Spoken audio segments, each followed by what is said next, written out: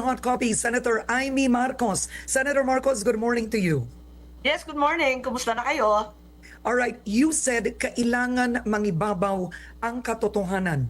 And that would be at the expense, essentially, of your brother's approval, the president's approval on how the arrest of former President Duterte was handled. Clearly, you do not believe that he had the power or that was the right manner to do so. Tama ba yun, ma'am? Masalimuot yung tanong mo. Ano ba yung tanong? Nakikita ko lamang nung tinangay si Presidente Duterte at dinala sa ibang bansa, lahat tayo ay nayanig. Naiyak ako at katulad ng marami, nabigla kung bakit tinangay ang isang Pilipino, matanda na, may sakit, dinala sa ibang bansa. Bakit? Binaliwala na ba yung ating husgado? Wala na bang kakwenta-kwenta lahat ng huwes sa Pilipinas? Wala na bang rule of law sa atin? Talaga bang failed state na tayo na kinakailangan sa ibang bansa? At talagang pinilit ko na magkaroon ng investigasyon dahil responsibilidad to. I'm the chairperson for foreign relations, and it was the first time that we encountered a case, really a case of first impressions to do with the ICC and the Interpol, and I felt obliged to look into it and find out the truth, if only to calm everyone's nerves, everyone's fears and anger that was demonstrated more than amply in the streets. So wala namang kinalaman sa aking kapatid. Ang nais kong malaman talagang ano ba nangyari at karapat-dapat ba? Doon naman tayo nagsimula ng investigasyon. At the very start, if you recall in October, when the filing for candidacies began, I already declared I'd be independent of the Alyansa and of any other alliance. May masamang kutob ako this really a bad feeling that horrible things would happen. But I didn't really think it would go this way, that it would actually be this bad. At ayoko yung bardagulan sa politika. Yun lang naisip ko I just turned out because it was Lawag, it's my son, okay lang. Pero hindi ko na sinisiputan lahat. At I basically relied on local friends to campaign. Yun lang. Pero yung investigasyon had to carry on. Okay, so you brought it before the ombudsman, and the ombudsman acted quickly on your complaint. The ombudsman is asking the personalities to answer the allegations within the days that are required. I wanted to ask you, what do you believe under Republic Act 9851?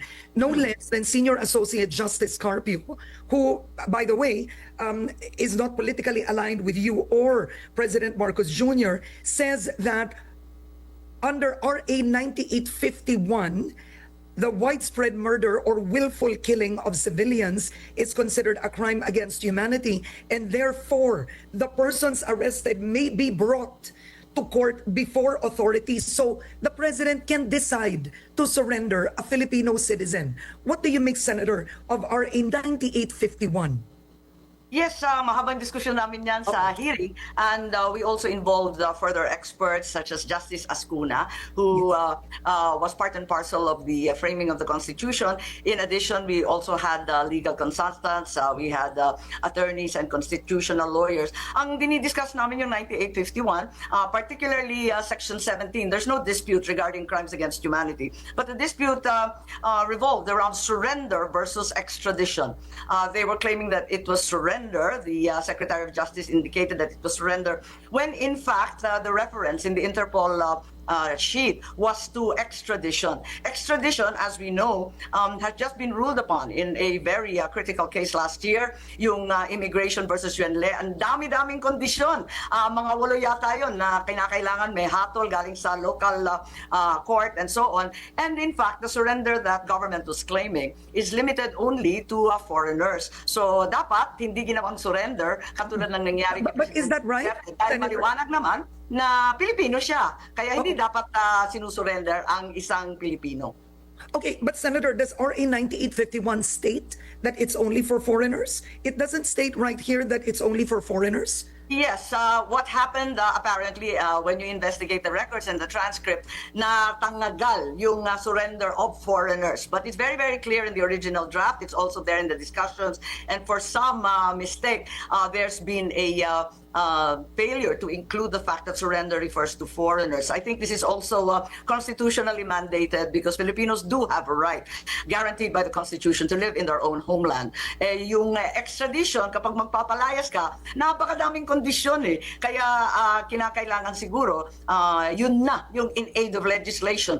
While we have to give the constitutional mandate to the Ombudsman to punish and investigate erring public officials, the Senate and the Congress can actually amend 9851 so that it's clearer. In fact, the extradition law in the Philippines was written by my dad, so I think I typed it up because I remember it quite clearly, and it's very, very old as well. Okay, so Senator, to leave this particular topic, clearly it wasn't extradition, pero naniniwala po kayo, lumampas sa kapangyarihan ni Pangulong Marcos Jr. ang ginawa niya ng pagbigay, pag-surrender kay dating Pangulong Duterte sa The Hague. Nilabag po niya ang batas. Hindi maliwanag kung sino ang nag-order. Tinatanong nga namin pero sabi nila executive privilege.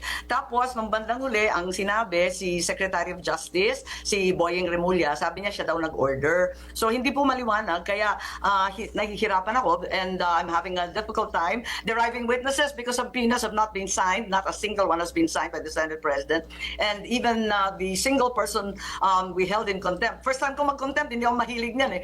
Ay rinilis ka agad-agad. So sabi ko sa ombudsman na lang tayo umasa pagkat hinaharang itong investigasyon. Mukhang ayaw nilang mabuko at mailabas ang katotohanan. Pero natuwa naman ako sa ombudsman kasi ang issue ay talagang umaksyon agad at hindi nasayang yung panahon ng lahat. Ipinalagay kong nakita ng ombudsman ang kasinungalingan at mga butas sa testimonya at kilos na lumitaw sa tatlong pagdinig ng Senate Committee. Pero Senator, President Marcos Jr. had a press conference right after the surrender. And he said the government had no choice but to cooperate with the Interpol, which means essentially he gave the go signal or he ordered, but clearly he agreed to the surrender. Kasi nag-press con po siya eh. So, yes, I'm aware of that. Narinig ko nga na may obligasyon ng Pilipinas at siguro yun ang pagkasabi sa kanila ng mga advisor at maliwanag naman na ang Pilipinas ay hindi nasakop ng ICC. This is way, way too late as recently underscored by the defense attorneys also at the ICC of President Duterte. At the same time, it's very, very clear that the Interpol was merely forwarding an email, a request for information to the Republic of the Philippines, and that in fact, President Duterte is not in any way wanted by the Interpol. As a matter of fact, those who are familiar with the Interpol are very clear that no red warrant was sent out. In fact, it was only a diffusion order because it was political or suspiciously so, which would be against the Constitution of the Interpol in Section 3, Article 3, ang liwaliwanag. Kapag politika, ayaw nila sumali. oo. So, ganito, Senator, ang tanong ng marami, why would Senator Amy Marcos go as far to defend the Dutertes, to stand by the Dutertes, no, over your own brother? You've been quoted as saying, Senator Amy Marcos has said, I cannot bear what was done to President Duterte. And yet, ang tanong ng ilan, what about the Vice President threatening to have your brother assassinated? Or the Vice President threatening to throw your father's remains in the West Philippine Sea? So, people are confused. Bakit siya kumakampi sa hindi niya kamag-anak, kapatid niya, at ang kapatid niya na namumuno ngayon ng bansa, bakit niya inaaway? Ako, Karen, Ang sagot doon, Senator. hindi mo ako magagawang defensive kasi wala akong kasalanan at wala akong ipagtatanggol sa ginawa ko. Eto, wala itong kinalaman sa Marcos o Duterte. Sabihin ko ang totoo, ito ay soberanya ng Pilipinas. Hindi ko matanggap eh. I cannot accept what happened. It was clearly a challenge and an insult to our sovereignty, to the functioning courts and our exemplary judges. And I cannot accept that this was the right thing to do. It had very, very little to do with being a Marcos versus the Dutertes. Kinakampihan, sabi mo, para sa akin, wala akong kinakampihan. Kinakampihan ko ang Pilipinas dahil hindi tama ang nangyari. On a personal note, ang nakita ko lamang ang nangyari sa tatay ko. Ganyan na ganyan din ang ginawa sa ama ko, tinangay ang aking pamilya, dinala sa Hawaii, at para sa akin hindi katanggap-tanggap yun. Like President Duterte, my father announced time and again that he was prepared to face any Philippine court but not a foreign court. Given that all the alleged crimes and offenses were committed in Philippine territory against Filipino citizens, ano naman ang pakialam ng dayuhan sa ating usapin? Nakita naman natin lahat ng tinangay na mga testigo, ang dokumento, lahat ng deposition nanggaling sa Pilipinas at dinanga sa The Hague. Bakit hindi na lang natin ginawa dito? May nagsabi nga sa akin imported na nga yung rice, imported pa yung hustisya. Ano ba nangyayari sa bansa natin? Wala na ba ang Pilipinas?